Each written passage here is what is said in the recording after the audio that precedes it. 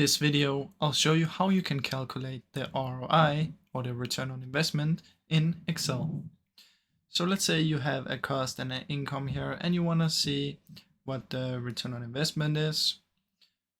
What you can do is right here, you have a formula which looks like this. Now, this is the formula. You're just going to copy this. And of course, you're going to change the numbers.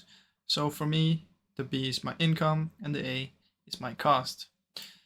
Then what you can do is you can change it to percentage if you wanna up here and see this one will be an ROI of 300%. If you want, you can simply do this and drag all the way down and see for all of these different investments. So that's basically how you can do it on Excel, guys. This is the formula. It's super simple and super easy.